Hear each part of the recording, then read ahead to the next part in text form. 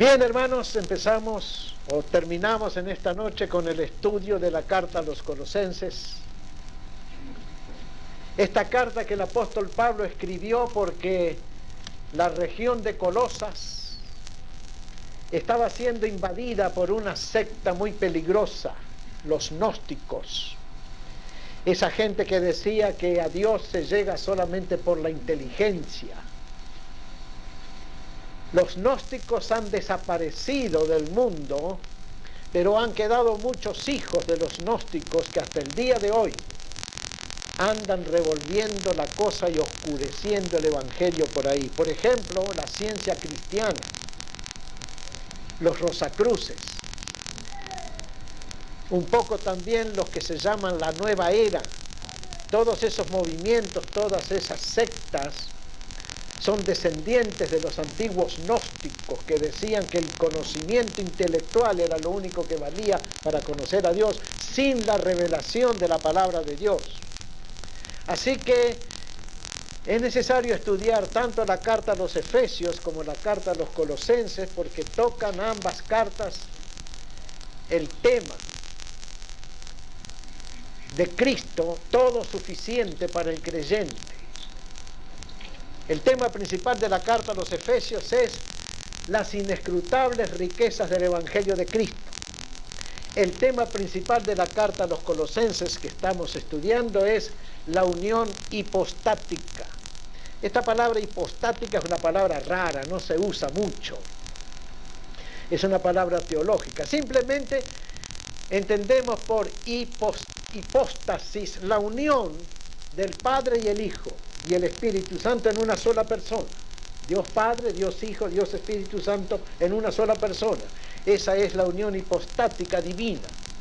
Pero también, y esto es lo maravilloso que Pablo revela en la carta a los Colosenses, capítulo 2, verso 10, que nosotros los creyentes también tenemos una unión hipostática con Cristo.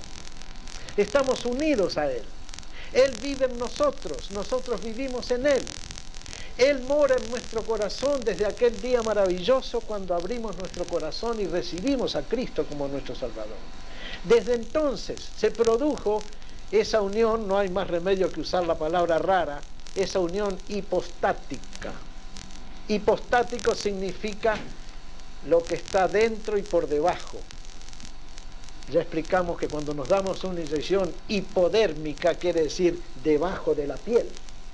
Hipo, debajo, dermos, piel. Hipostático significa lo que está dentro, a veces sin sentirse, pero está ahí. Todo cristiano debe decir lo que decía el apóstol Pablo: Cristo vive en mí, Cristo vive en mí. Y si decimos eso con fe, pues es porque tenemos esa unión hipostática. La unión hipostática de Cristo con el Padre y del Padre y del creyente con Cristo es la única y sola base de la vida cristiana. Realmente esa es la vida cristiana, la unión hipostática, la unión con Cristo, espiritual, por medio del Espíritu Santo. Cuando Cristo venga en su segunda venida gloriosa a buscar a su iglesia, a raptar a los creyentes, ¿a quiénes va a raptar? ¿A quiénes se va a llevar con él a los cielos? ¿A quiénes llamará desde los cielos? Y ellos responderán desde la tierra para subir a encontrarle en el aire. Aquellos que tienen su misma naturaleza, aquellos que tienen su mismo espíritu, aquellos que han nacido de nuevo, aquellos que guardan y conservan una unión hipostática con Él. Una vez cuando estaba en la escuela primaria vi un experimento interesante. La maestra llevó a la clase de física, una cantidad de limaduras de hierro, limaduras, parecía polvo de hierro, y una cantidad de polvo de azufre, y lo mezcló todo delante de nosotros. Se formó una masa medio gris, medio amarillenta, el polvo de azufre con las limaduras de hierro. Entonces acercó un poderoso imán o magneto a la mezcla, ¿y qué pasó? Todas las partículas de hierro se levantaron hacia arriba y se pegaron al imán, porque el imán y el hierro tienen afinidad. El azufre no se levantó, porque el azufre y el imán no tienen afinidad. Así me imagino yo la segunda venida de Cristo. Viene el Señor en las nubes, en gloria, y desde el cielo llama a los suyos. ¿Y quiénes responderán al llamado? Aquellos que tienen afinidad con Él, aquellos que tienen unión con Él, aquellos que tenemos la vida nueva, aquellos que tenemos el Espíritu Santo, aquellos que somos creyentes en Él. Los demás no. La gente va a seguir cada uno ocupado en sus propios negocios, en sus propios placeres.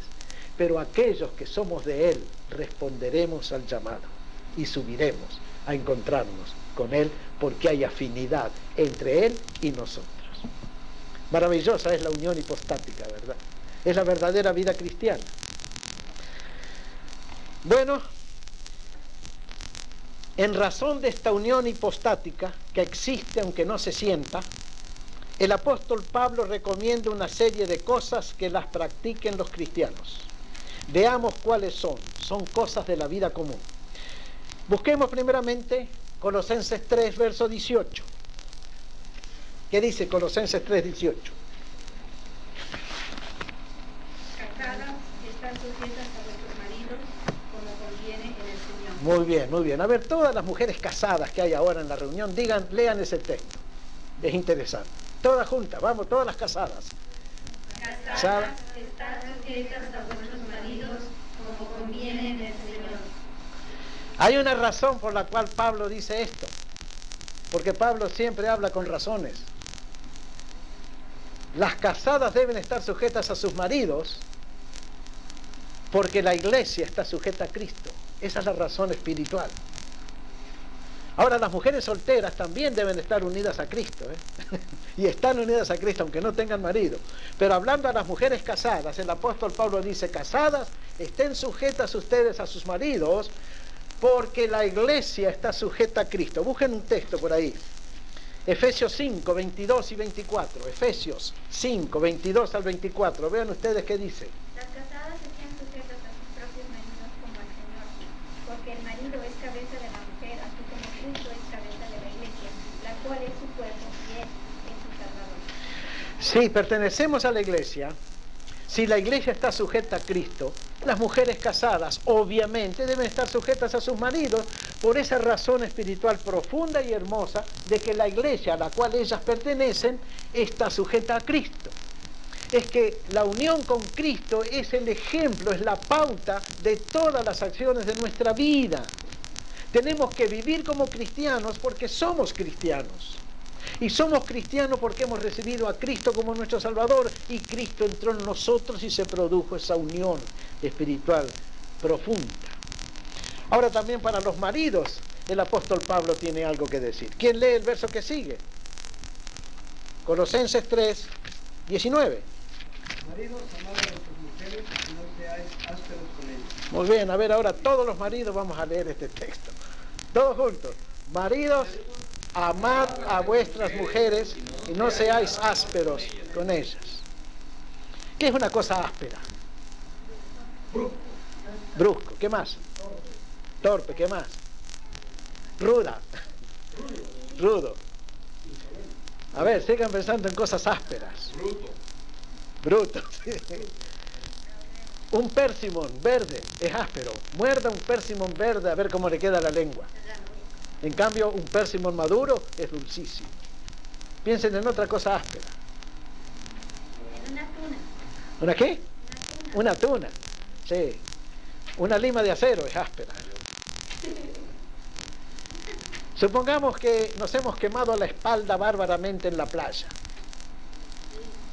Y supongamos que alguien nos pone una camiseta forrada con papel de lija. Y alguien viene y nos raspa la espalda. Sería horrible, ¿verdad? No les gustaría nada. Bueno, entonces, ¿por qué usamos palabras ásperas para los hermanos? A eso va el apóstol Pablo. A que los cristianos dejen la rudeza, la aspereza, la descortesía y sean amables, dulces, buenos, benignos. Así tienen que ser todos los cristianos, hombres y mujeres. No hay cosa que lastime más entre marido y mujer que una lengua áspera.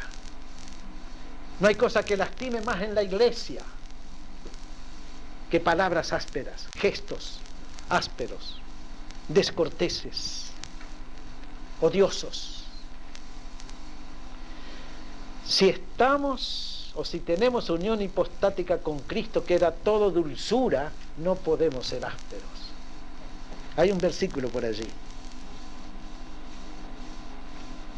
Lean 2 Corintios 10:1, para no citar más que un texto. 2 Corintios 10:1.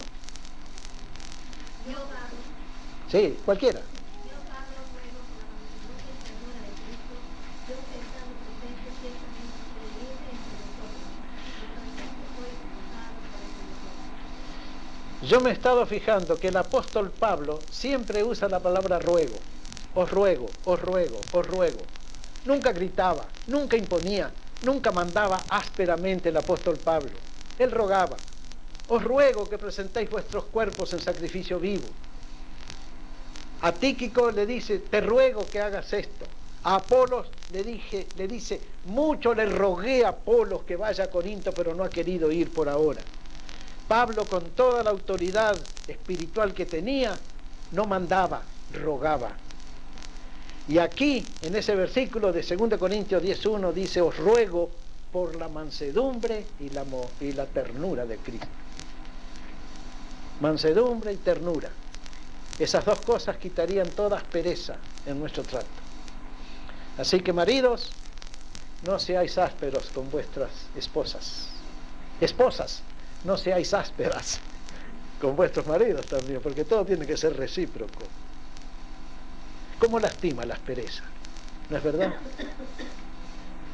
Si uno tiene nada más que un granito chiquito así de arena en el zapato, ya camina molesto, ¿verdad? Ese pequeño granito molesta el pie. Pero si ese granito de arena lo tiene en el ojo, es 100 veces más molesto, porque el ojo es más sensible que el pie. Y el pie aguanta muchas cosas, pero el ojo no. Bueno, en el amor matrimonial hay mucha sensibilidad. Y cualquier aspereza, del marido para la señora, de la esposa para el marido, causa mucho dolor y mucho daño.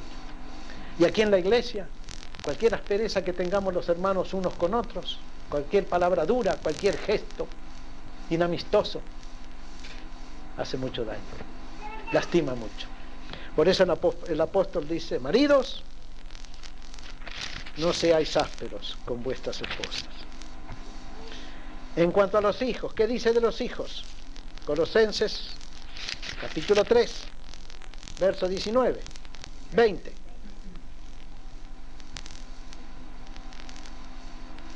Hijos, obedeced en el Señor a vuestros padres. Los únicos hijos que hay aquí, está la Bianca, está Dicky, está Kevin. Ya hay que enseñarle a Kevin, que tiene 1 año de edad, que debe obedecer a sus padres. Pero ¿cuál es la razón por la cual los hijos deben obedecer a los padres? Es porque Cristo el Hijo obedeció a su Padre. Cristo da el ejemplo en todo. Lean Juan 5:30. Juan, capítulo 5, verso 30, Evangelio de Juan 5:30. No puedo yo hacer nada por mí mismo. Según oigo, así juzgo, mi juicio es justo, porque no busco mi voluntad, sino la voluntad del que me envió, la del Padre. Miren ustedes lo que Jesús dice. Yo no busco mi voluntad, yo busco la voluntad de mi Padre. Y era Cristo.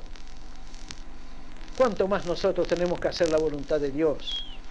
También Juan 6:38. Porque Él descendió del cielo no para hacer mi voluntad, sino la voluntad del que me envió. Y también Hebreos 5, versículos 8 y 9. Y aunque era hijo, por lo que padeció, aprendió la obediencia, y habiendo sido perfeccionado, vino a ser autor de eterna salvación para todos los que le obedecen. Si Cristo, Hijo de Dios, obedeció a su Padre en todo, y nosotros estamos unidos a Cristo, tenemos que obedecer. Tenemos que obedecer. Y el apóstol Pablo en otras epístolas extiende el mandamiento y dice, someteos unos a otros. No solamente los hijos a los padres, sino en la iglesia unos a otros, porque somos una familia, porque somos un cuerpo, porque somos ciudadanos de un reino. Sigamos adelante. Punto número 4 de la hojita de estudio. Que los padres no exasperen a los hijos. La exasperación es el grado máximo de la cólera. La razón es que Dios el Padre jamás exaspera a sus hijos. Lo contrario a exasperar es calmar. Leamos dos textos, Juan 14, 27 y Filipenses 4, 7. Juan 14, 27, mi paz os dejo, mi paz os doy. No como el mundo la da, yo os la doy. Filipenses 4, 7. Y la paz de Dios que sobrepasa todo entendimiento, guardará vuestros corazones y vuestros pensamientos en Cristo Jesús. Díganme ustedes que llevan muchos años de cristianos, que ya lo conocen al Señor, que van caminando con Él por la vida, que conocen a Dios. ¿Dios los ha exasperado a ustedes alguna vez? ¿Los ha puesto rabiosos, enojados? ¿Los ha herido, golpeado, ofendido? Nunca, ¿verdad? No podemos imaginar a Cristo exasperándonos. ¿Por qué exasperamos nosotros al prójimo? ¿Por qué? No hay razón. Si hay unión hipostática con Cristo, no hay razón. Solamente el diablo puede poner en nosotros el deseo de exasperar o a nuestros hijos si los tenemos, o a cualquier otro. Este es un gran consejo para los hogares de hoy, porque la rebeldía tremenda que se nota en la juventud de hoy, en los adolescentes, se debe a que los padres no los tratan bien. En el último número de la revista Time viene un artículo triste y penoso. Dice, la infancia ha muerto. Y habla acerca de estos chiquillos, 12 años, 13 años, 14, que ya andan armados en sus colegios y cada 2 por 3 hacen una balacera. Venía la foto de 2 muchachos allá en el este que fueron muertos a balazos por sus compañeros en un colegio. La infancia ha muerto, decía el artículo. Pero ¿cuál es la razón de la rebeldía de la infancia y de la adolescencia? ¿Será que sus padres los exasperan? Los ponen en cólera. Un padre cristiano tiene que ser muy sabio y muy amoroso para no exasperar a sus hijos. Mi señora y yo tuvimos 3 hijas. Vinimos de Costa Rica para acá en una época mala, en el año 69. Nuestras 3 hijas en los colegios agarraron por el camino del mundo. Pero nunca, nunca, nunca, en 22 años las exasperamos. Siempre, siempre las hablamos con cariño, las aconsejamos con dulzura. Siempre que se fueron del hogar y quisieron regresar, las recibimos con amor. Y hoy en día, que las 3 están casadas, que las 3 ya son mujeres hechas y derechas, nos aman a nosotros con todo su corazón y no pueden vivir sin nosotros. ¿Por qué? Porque nunca las exasperamos. Nunca. Siempre, siempre fuimos suaves, tiernos, dulces con ellas. Padres, no exasperéis a vuestros hijos. Punto número 5. Que los siervos obedezcan, dice Pablo. La razón es que Cristo obedeció aún hasta la muerte en la cruz. Cristo se hizo siervo, obediente. Lean Filipenses 2, 5 al 8, uno de los grandes pasajes cristológicos. Haya pues en vosotros este sentir que hubo también en Cristo Jesús, el cual siendo en forma de Dios, no estimó el ser igual a Dios como cosa a que aferrarse, sino que se despojó a sí mismo, tomando forma de siervo, hecho semejante a los hombres, y estando en la condición de hombre, se humilló a sí mismo, haciéndose obediente hasta la muerte y muerte de cruz. Cristo se hizo siervo. Primeramente se hizo hombre. Después de hacerse hombre, que ya era una disminución gigantesca, porque Él era Dios, y se hizo hombre, hallado en la condición de hombre, se hizo siervo. Y no solamente se hizo siervo, sino que se hizo siervo hasta la muerte y muerte de cruz, para poder salvarnos a nosotros. Por lo tanto, los siervos tienen que obedecer, porque Cristo obedeció primero. Ven ustedes que siempre en la mente del apóstol Pablo está la unión hipostática con Cristo determinando la conducta cristiana. Tenemos que ser cristianos porque Cristo vive en nosotros.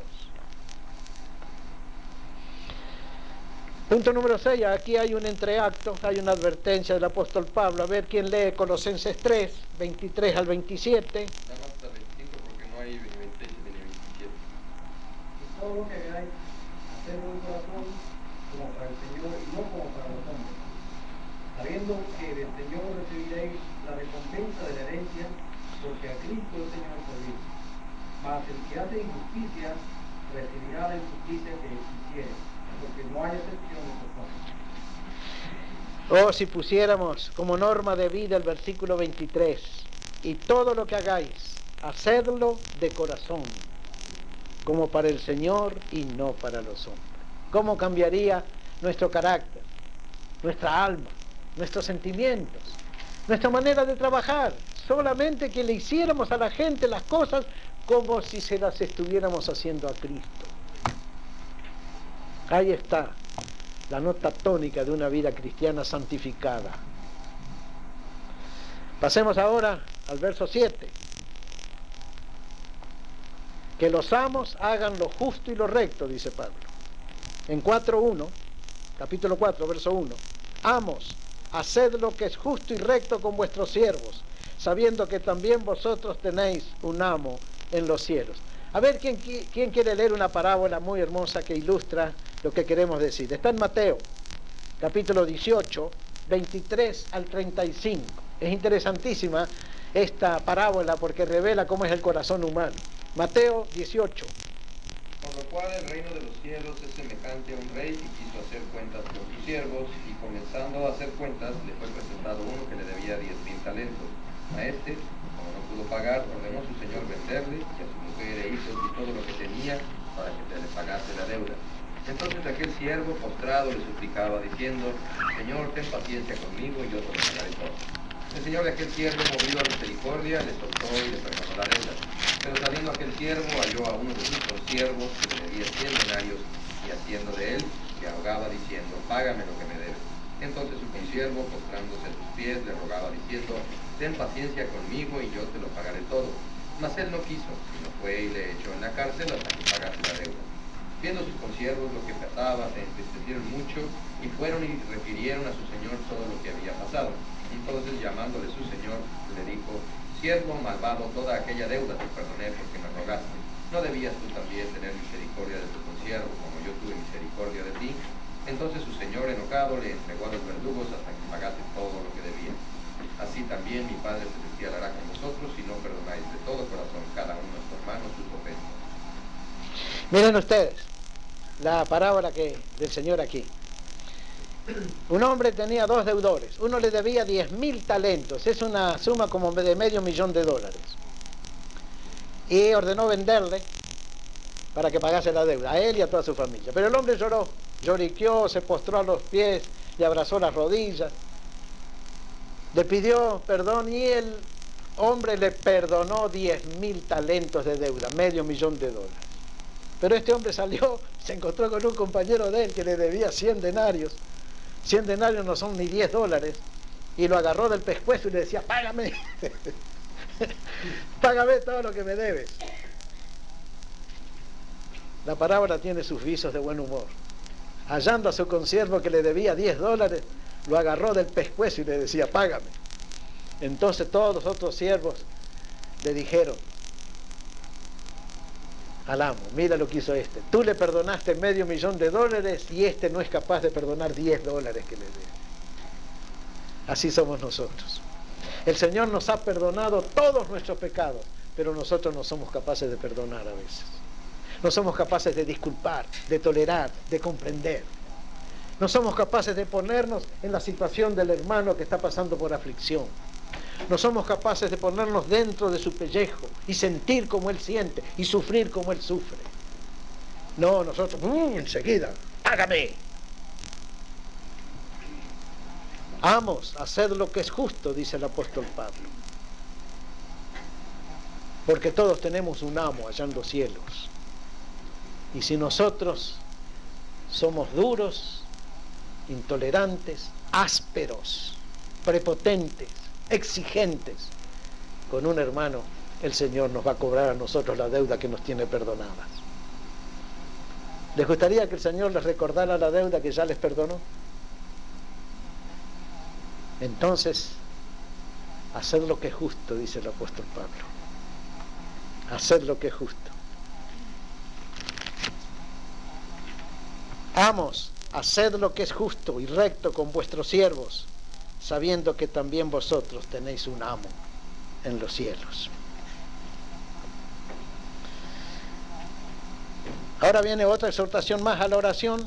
A ver quién lee, hermanos, Colosenses 4, 2 al 3. Colosenses 4, 2 al 3. Perseverad en la oración, llegando en ella con acción de gracias, orando también al mismo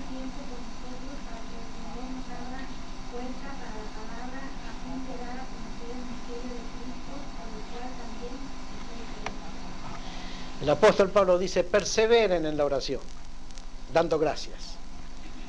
Perseverar y dar gracias asegura la respuesta divina a nuestras oraciones.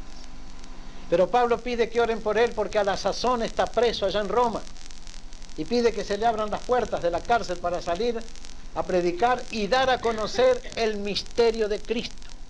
¿Qué es el misterio de Cristo? Es la unión hipostática, la unión de el Padre con el Hijo y del creyente con Cristo y a su vez con el Padre. Un misterio poco comprensible a la gente. Pablo pide que oren por él para que él tenga buenas palabras para dar a la gente explicándoles el misterio de Cristo.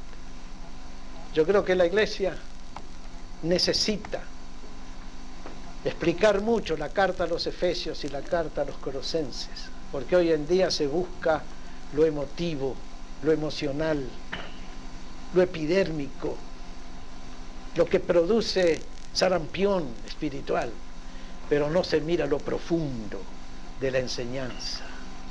Pablo quería dar a conocer el misterio de Cristo, pero Pablo sabía que necesitaba oración de los hermanos para cuando hablase con poder del Espíritu Santo. Oren por mí, oren por Ricardo, oren por los predicadores de la iglesia, Raúl, Miguel, Rubén, para que cuando hablemos de Cristo, hablemos del misterio hipostático como tema principal de la enseñanza cristiana.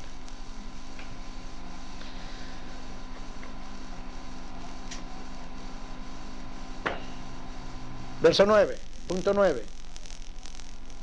Versos 5 y 6 del capítulo 4. ¿Quién los lee? Colosenses 4, 5 y 6. Vendrá solamente para con los de afuera, redimiendo el tiempo. Sea vuestra palabra siempre con gracia, sazonada con sal, para que sepáis cómo debéis responder a cada uno. Es curioso que el apóstol Pablo, en primer lugar, diga que hay que redimir el tiempo. Estuvimos hablando de la mayordomía del tiempo 2 domingos atrás. Pero acá Pablo está usando una frase muy popular en su tiempo. Hablar con un hablar sazonado con sal. Lo usaban los griegos para sus poetas y sus dramaturgos. Les gustaba un poeta que hablaba con gracia, con hermosas palabras. Un dramaturgo, como los grandes dramaturgos griegos, que sabían escribir con gracia. Los judíos también apreciaban una palabra dicha como conviene. Y los romanos, por supuesto, que seguían a los griegos en la cultura, también apreciaban las buenas palabras. En todos los banquetes que hacían los romanos y los griegos, había poetas, había compositores, había declamadores. Como parte del banquete estaban los hombres que con sus arpas y sus canciones alegraban la fiesta. Y Pablo le dice a los creyentes que el hablar de ustedes sea sazonado con sal, sea elegante, sea amable, sea lindo, sea retórico, sea un buen lenguaje. Los andaluces también tienen una frase, saleroso. ¿Qué es un saleroso? A ver, tú que estuviste en España. Muchas gracias. Tener salero para los andaluces y españoles es tener gracia en el hablar. Saber matizar el habla con buen humor. Y eso está diciendo Pablo, nada menos. Que vuestra palabra sea siempre sazonada con sal, para que sepáis cómo debéis responder a cada uno. No tener un hablar seco, duro, áspero. Otra vez viene la palabra áspero. Hay que saber mezclar las bellas letras en el hablar cristiano. En el libro de Proverbios dice: manzana de oro con incrustaciones de plata es la palabra dicha como conviene. Porque podemos decir una gran verdad, una gran verdad bíblica, pero la decimos con una cara tan seca, una lengua tan áspera, que esa palabra, en lugar de hacer bien, hace mal. Pero si esa palabra bíblica, esa verdad bíblica, la decimos con gracia, con amor, con dulzura, con simpatía, cae bien y hace bien. Manzana de oro con incrustaciones de plata es la palabra dicha como conviene. Así que, hermanos, Tratemos de mejorar el habla. Si hablamos con alguna persona y estamos dando nuestro testimonio, usemos las mejores palabras posibles. Esta mañana llegaron 2 testigas de Jehová a casa. Una era una mujer ancla, una vieja, y la otra era una chinita, un poco más joven. Ahí enseguida vi que eran testigas de Jehová. Y les dije, dígame, ¿quién es Jehová para ustedes? Y una dijo, es mi Creador.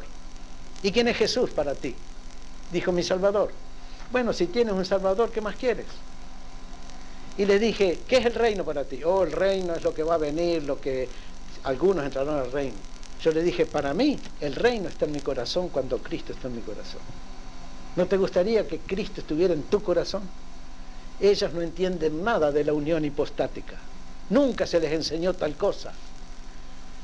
A los testigos se les ha enseñado que Jehová es el creador y nada más, tan lejano y tan indiferente a los hombres que casi ni lo aman. Pero no se les ha dicho nunca, Cristo vive en tu corazón. Por eso son como son.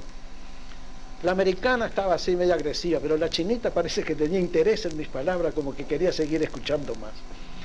Pero, visto que yo les dije, yo soy pastor, entonces dijo, bueno, lea la Biblia. Y cerró la Biblia, dio media vuelta y se fueron.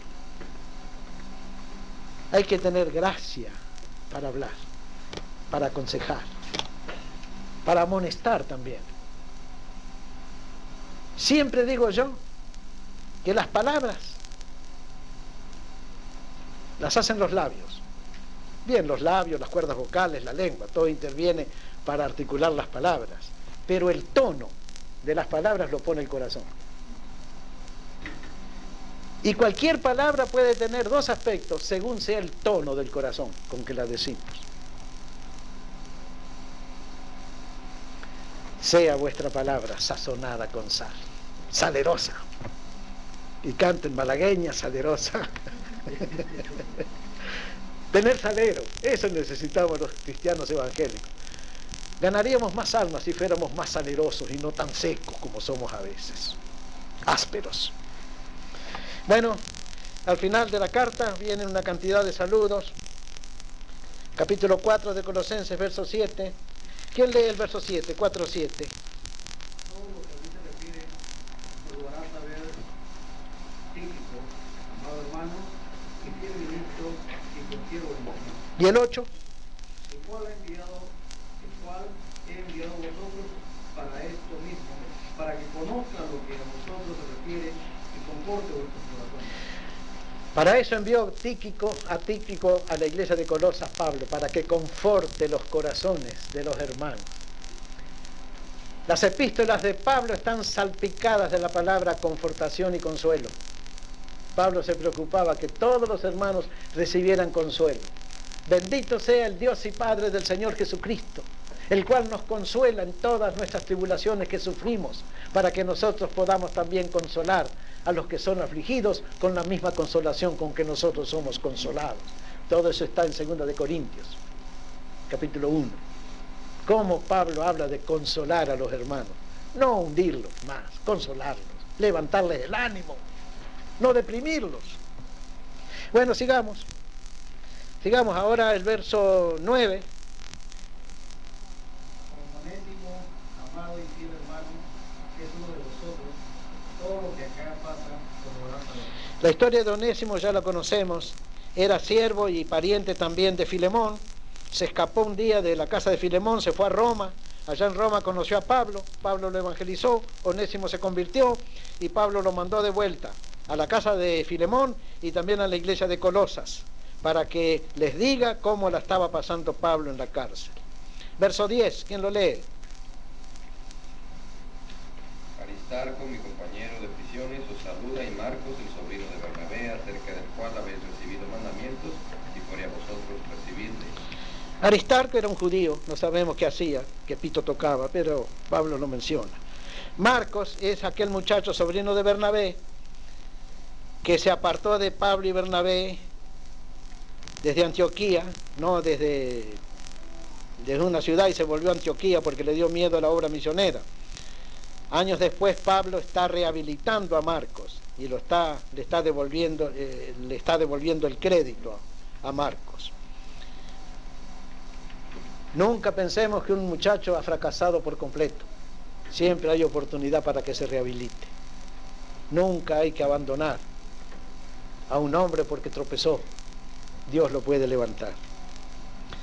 Verso 11. Jesús, llamado justo, que son los únicos de la circuncisión, que me ayudan en el reino de Dios y han sido para mí un consuelo. Estos son los únicos judíos que cuando Pablo estuvo preso en Roma lo ayudaron. Según la Iglesia Católica Romana, el apóstol Pedro estaba en Roma. Pero Pablo no lo menciona a Pedro. Si Pedro estaba en Roma y no ayudó a Pablo en nada, poco compañero era, poco amigo era. Y si Pablo no lo menciona a Pedro, sencillamente es porque Pedro no estaba en Roma en esos años en que Pablo estaba preso. Pero la Iglesia Romana insiste que en esos mismos años Pedro ya era obispo de Roma. Lean el verso 12. Saluda a Epafras, el cual es uno de vosotros, siervo de Cristo, siempre rogando encarecidamente por vosotros en sus oraciones, para que estéis firmes, perfectos y completos en todo lo que Dios quiere. Miren el ideal para una noche de oración: que los cristianos estén firmes, perfectos, completos en todo lo que Dios quiere. Tenemos que orar en ese sentido en las noches de oración. El verso 14.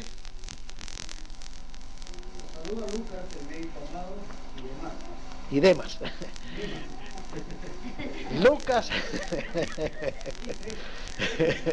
Lucas fue uno que permaneció fiel hasta el fin.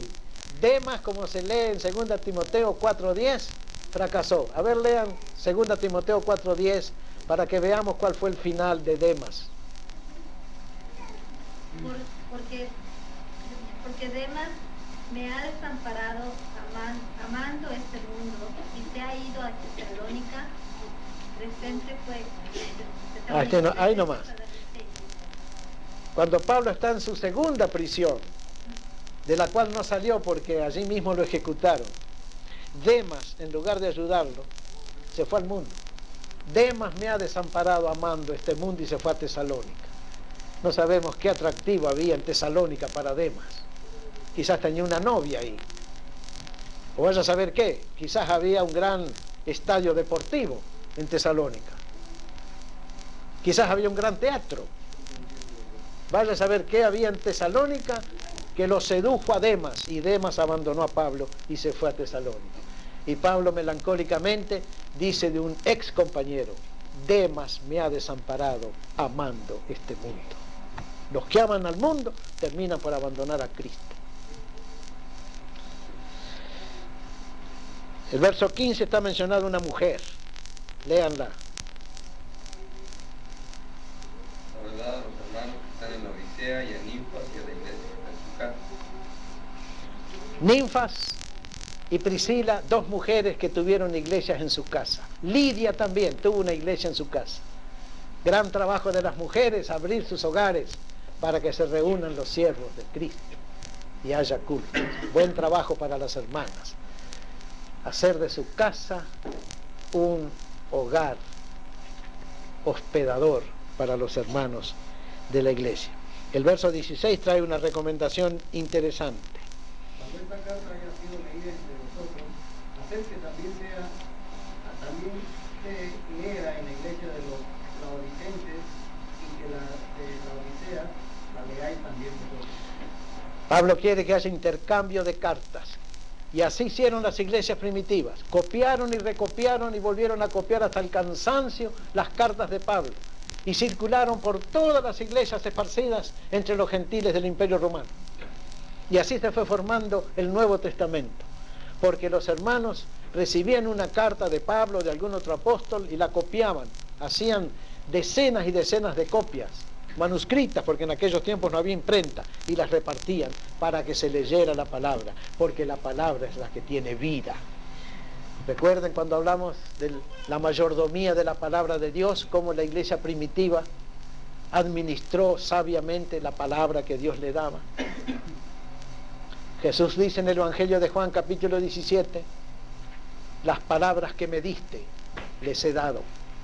Es lo que tenemos que hacer. Dar a otros la palabra que el Señor nos dio a nosotros. La carta que se llama aquí de la Odisea, posiblemente sea la carta a los Efesios, ciudad vecina. De todos modos, la Odisea, Colosas y Éfeso tuvieron cartas de Pablo. En el verso 17, Pablo dice, decida Arquipo. Arquipo era hijo de Filemón, un muchacho joven. Mira que cumplas el ministerio que recibiste del Señor. No sabemos qué ministerio tenía Arquipo, si era cantante, si era músico, si era evangelista, si era administrador, qué sé yo. Pero cada uno de nosotros puede agarrar este versículo para sí. Mira que cumplas el ministerio que el Señor te dio, sea cual fuere. El más sencillo, el más complicado, cúmplelo. Sé fiel en lo que el Señor te ha dado en las manos. El talento que tienes, dedícalo al Señor. Pide al Señor que te aumente el talento. Pide que te dé más oportunidades. Pídele que te dé el poder de consagrar lo que tú tienes, tu talento, para la obra del Señor. Cada uno de nosotros podría decir, decida Miguel, mira que cumplas el ministerio que recibiste del Señor. Decida Ricardo, decida Rubén, decida Aldo, decida Miguel, decida Dardo, decida cada una de las mujeres presentes, cumplan el ministerio que el Señor encomendó. O digamos todos a la iglesia de Simi Valley, mira iglesia de Simi Valley, vida nueva, que cumplas el ministerio que el Señor te dio.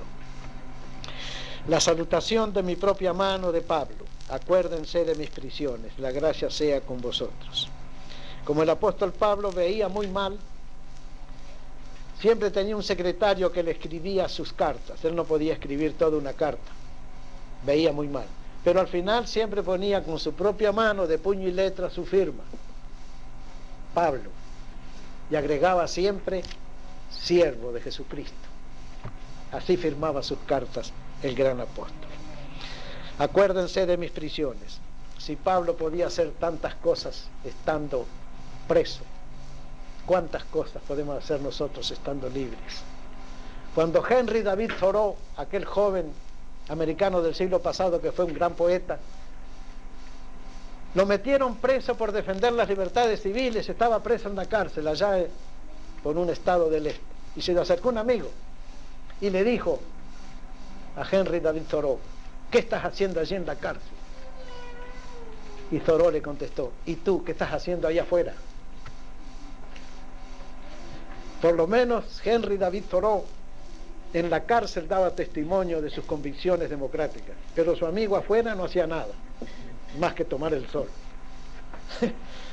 ¿Qué estamos haciendo nosotros con toda la libertad que tenemos?